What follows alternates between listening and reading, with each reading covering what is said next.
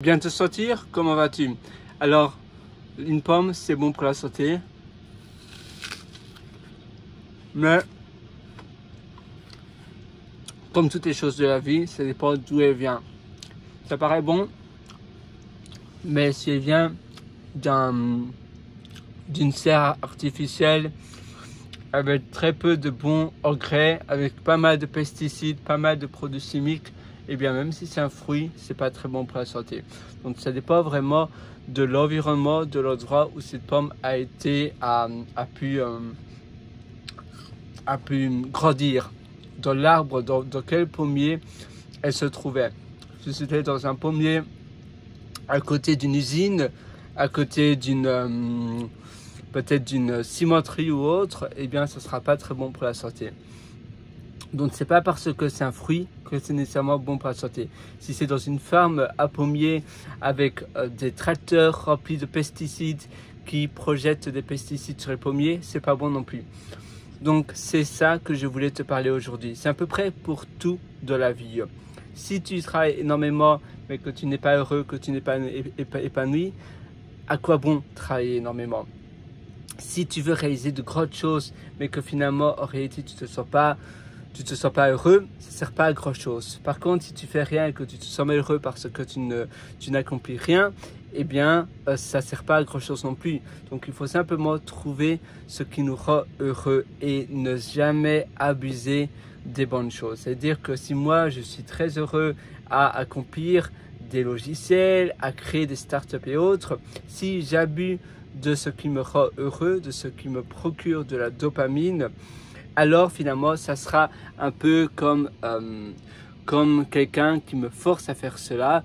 Ça sera plus du plaisir, mais ça sera une force extérieure. Ah oui, je dois toujours faire plus, je dois toujours faire plus. Et donc là, finalement, tu inverses le jeu, tu inverses ce qui te rend heureux.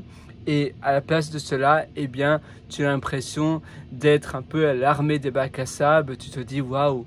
Tout ça pourquoi finalement? Est-ce que c'est vraiment ça la vie? Et c'est là où tu vas te questionner, tu vas te dire mais non, finalement c'est peut-être pas ça vraiment ma vie.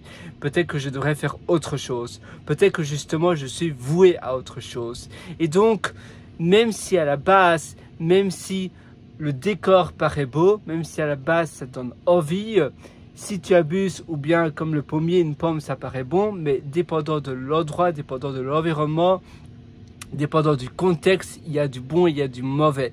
Et c'est la même chose pour les choses que à la base qui sont bonnes pour toi ou bien qui te rendent heureuse.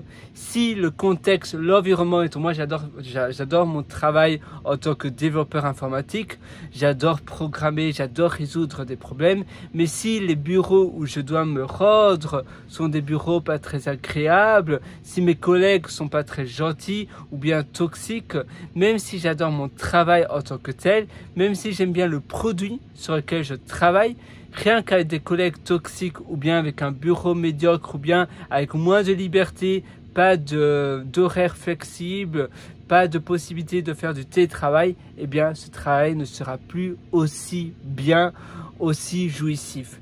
Et c'est ça que tu dois prendre en compte.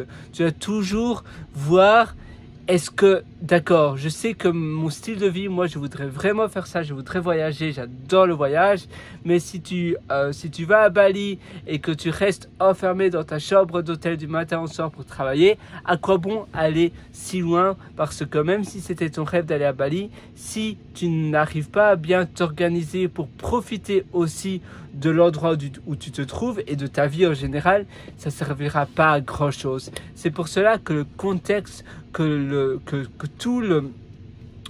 toute la chose en entier, je cherche mes mots, mais en réalité, parfois on voudrait tellement quelque chose, parfois c'est un rêve que l'on a et en réalité on le transforme en torture. On veut absolument être libre, on voudrait être indépendant et être notre propre boss, mais après finalement on finit par travailler 80-70 heures, 80 heures par semaine. On est finalement englouti par le nombre de choses que l'on doit réaliser. Nos clients sont finalement bien pires que le pire des patrons que l'on avait et on se sent finalement emprisonné. On s'est créé sa propre prison avec sa propre entreprise. Donc en réalité, il faut aussi faire très attention là-dessus. Il faut toujours travailler sur son entreprise, pas trop dedans, parce que sinon tu risques de finalement toi-même créer ta propre prison avec finalement plus de liberté, parce que tu seras toujours sous pression et englouti par le nombre de travail, par la peur aussi, par le nombre de choses que tu dois faire, mais aussi par la peur de ne pas pouvoir payer tes factures, ton loyer et autres à la fin du mois. Voilà, c'est vraiment cela que je voulais te faire passer aujourd'hui, passer comme message.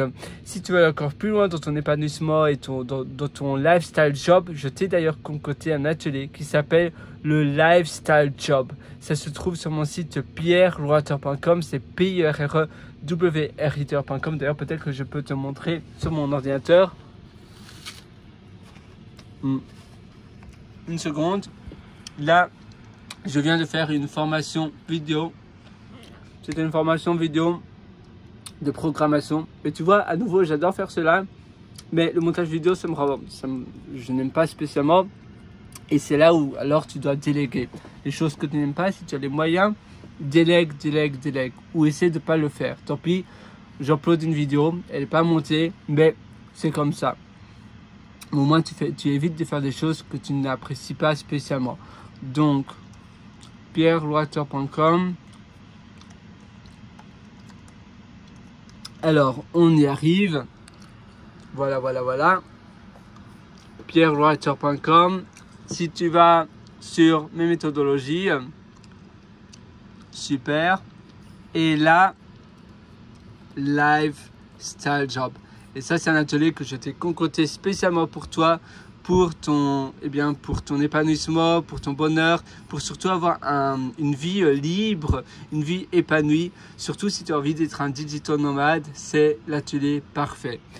Si tu veux aussi aller plus loin, mais plus dans ton épanouissement de vie, dans ton bonheur, alors je t'ai concocté l'atelier Belle Vie qui est là, tu vois. Et ça, c'est un autre atelier où j'ai donné à nouveau tout le meilleur de moi-même pour concevoir un atelier court, mais qui donne le meilleur toutes les choses en réalité que je voulais avoir il y a 10 ans. Et toutes les choses que j'ai appris, j'ai énormément appris dans Tony Robbins d'ailleurs. Et c'est un atelier qui améliore ton bonheur au quotidien. J'ai payé des séminaires, donc des séminaires de plus de centaines de milliers d'euros, de dollars en l'occurrence pour ma part. Et j'ai mis tout cela dans un atelier que je mets d'ailleurs continuellement à jour et je t'invite à aller le voir. Voilà, moi je te souhaite tout le meilleur à nouveau et à une prochaine dans une prochaine vidéo. Ciao!